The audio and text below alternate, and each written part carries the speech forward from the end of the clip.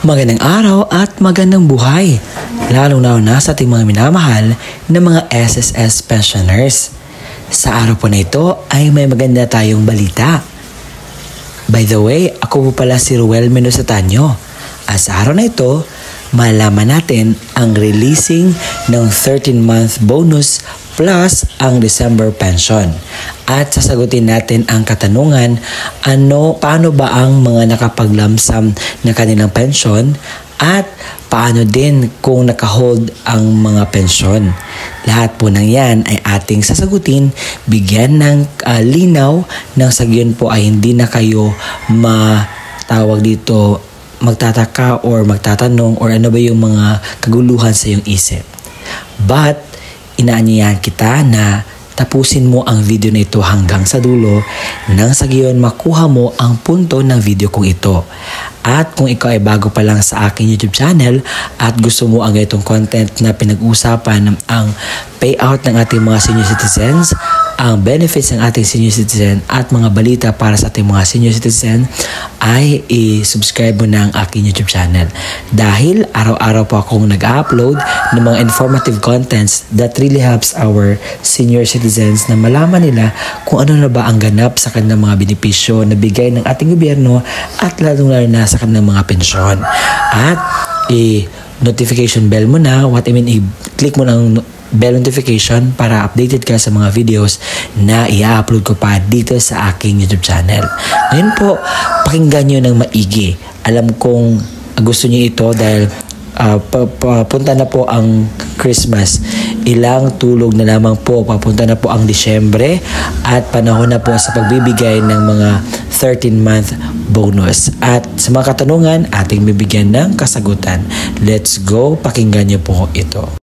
Magandang araw para sa lahat ng ating minamahal na SSS pensioners. At dahil Christmas is coming, ilang tulog na lang, Pasko na. May good news si SSS sa lahat ng ating minamahal na senior citizen. Ano kaya ito? Good news, maaga ang releasing ng 13-month pay at December pension. Ating alamin ang buong detalye. Unang tanong, kailan ba ito matatanggap ng ating mga senior citizen ang 13-month pay at saka yung December pension nila? Mapaaga nga ba? Alamin natin. Pero bago sa lahat, ano ba ang circular number nito or patunay na mayroong tinatanggap ang ating mga senior citizen na 13-month pay at December pension para sa lahat ng ating mga SSS pensioners? According sa Circular Number 2022-030, ito po ay tungkol sa release of 13-month pay and December pension sa lahat ng ating mga pensioners sa SSS.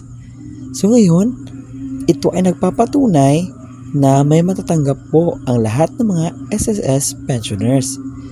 Pero ang tanong, kailan nga ba ito nila matatanggap? Ating niyang pag-uusapan. Si SSS ay may basihan kung kailan nila i-release ang kanilang pensyon sa lahat ng mga pensioners. Meron po tayong tinatawag na date of contingency. Baka ikaw ngayon ay nagtatanong, Sir, ano po ba yung ibig sabihin ng date of contingency? Madali lang po yan. Kung kailan ka po ipinanganak, yun po ang date of contingency. Pero may tinatawag din si SSS na first batch and second batch. Kung ang birthday mo or birthday ng pensioners ay mula 1 hanggang 15th day of the month, so sila po ay napabilang sa first batch. Pero kung ang pensioner ay ang kanilang date na kanilang birthday ay mula sa 16 to 31, sila po ay belong sa batch 2. Pero ngayon, tingnan natin at alamin natin kung kailan nga ba ang releasing ng 13-month pay at December pension. Alamin natin ang rules ng crediting.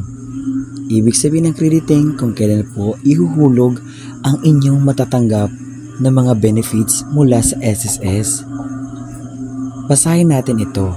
If the credit date falls on a Saturday, Sunday, or holiday, or the 13th month and December pension shall be credited on the last working day before Saturday, Sunday, or holiday. Ngayon, tingnan natin ang kalendaryo ng December. Baka atin itong makita kung ano kinakailangan nating tingnan. Ito po ang kalendaryo ng Disyembre 2025. Nakikita po natin ang unang araw ng buwan ay napunta po sa Monday. Ibig sabihin, hindi po siya ma-advance dahil sa araw po na iyan, ibibigay ang inyo pong pension at 13-month pay. So, paldong-paldo po, dalawa po ang matatanggap nyo, times 2 po ang inyo pong matatanggap. For example, ang inyong pension ngayon is 2,420. So, magiging 4,000 na yan dahil meron kayong tinatanggap na 13-month bonus sa SSS. At sa mga second batch naman, sa 16 ay hindi pa rin siya ma-advance dahil ang 16 is Tuesday. So sa araw po na iyan ay maibigay po ang inyong inaasam na payout sa inyong pension at saka 13-month pay. Depende lamang po kung mayroong pagbabagong i-release na press release si SSS. But baka magtatanong kayo, sir, bakit sa akin matagal po ang aking pagtanggap ng aking bonus at saka pension? Mayroon pong mga bangko na hindi po agad-agad magkikredit ng inyo pong pension. Nakadepende lamang po sa inyong bangko kung kailan po nila ikikredit. Pero the normal crediting schedule or creditings is 1 up to 16. Yan naman po. At saka kung mayroon mang holiday, Saturday or Sunday, ma-advance po siya. Pero ngayon, hindi po siya ma-advance dahil nasa regular days lamang po ang mga araw po na inyo pong nakita sa kalendaryo ng Disyembre 2025. Alam kong marami ang magtatanong dito. Kaya naman, akin na nilagay at bibigyan ko ng kasagutan. Ang unang tanong, paano kapag ang isang pensioners ay nilamsam niya ang kanyang pensyon? Siya po ba ay qualified na makakatanggap ng 13-month pay? So, ang sagot po is opo.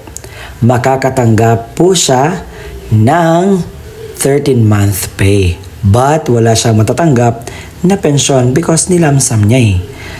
Ang pangalawang katanungan, paano kung naka-hold ang pensyon? Siya po ba ay makatanggap ng pensyon? Ang sagot po, kapag na-comply na niya ang kanyang dapat i-comply ng mga requirements para sa pag-comply na kanyang akop, that moment po, maibigay ang kanyang inaasam na pensyon at ang kanyang mga 13-month pay. Dahil sa kanya po yun, nakalaan po yun lahat sa kanya at hindi po dapat kunin ng kahit sino man. O kapag hindi po siya paako for 2 years, ibang istorya naman po yan. Pero kung hindi siya akop sa isang taon lang or hindi niya na-comply, kinakailangan talaga mag-comply kasi yun po ay subject for cancellation kung hindi po natin magagawa ang lahat po ng nakita natin or narinig natin na balita sa ngayon. And na-clear na po pa sa atin ang ating dapat malaman patungkol po sa ating 13-month pay at pension na matatanggap sa December. Kasi in advance ko na lang dahil napakarami po mga katanungan kung kailan po ba magaganap ang 13-month pay and ano po yung dapat na malaman, katanungan.